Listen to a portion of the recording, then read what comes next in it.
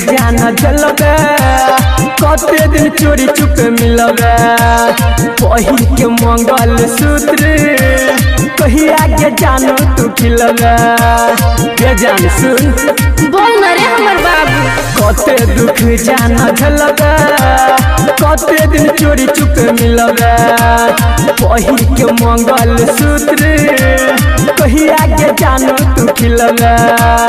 हम तो हर लुगाई अच्छा छौरा हमर राजा बन जो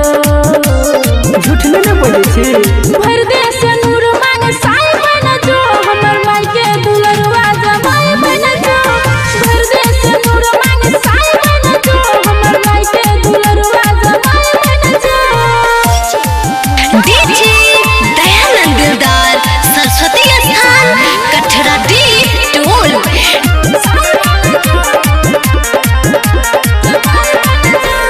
दिल भरे हमरिया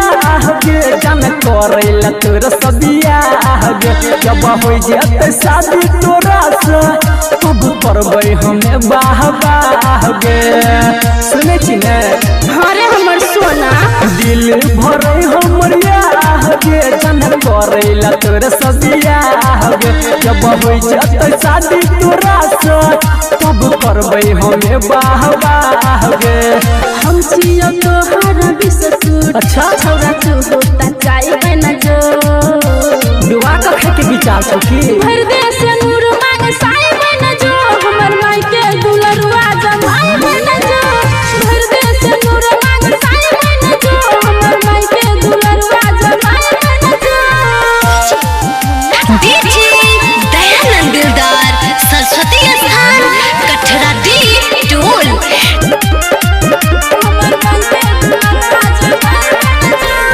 घर कछो तोरे लती लगे कहे छौ अमर यनी लगे संदीप सुमन से कल दिया बुझी न दिल के फी लगे गे जान आदमी बर्दाश्त घर कछो तोरे लती लगे कहे छौ अमर यनी लगे संदीप सुमन से कल दिया बुझी न दिल के फी लगे हम छियो तोहर कटरोल छौरा तू हो सलाए बन जो बुझली रे बुझलियो भर दे से नूर मांग साई बन जो हमर माई के दुलरवा जमाई बन जो भर दे से नूर मांग साई बन जो हमर माई के दुलरवा जमाई बन जो कते दुख जाना झलबे कते दिन चोरी चुप मिलबे पहिर के मंगल सूत्र कही आगे जानो तू खिलबे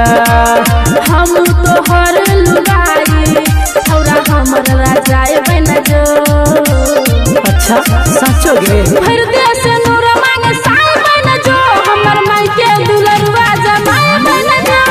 भर दे से नूर मांग साई बन जो हमर माई के दुलरवा जमाई बन जो 100% गारंटी छु बनबे करब।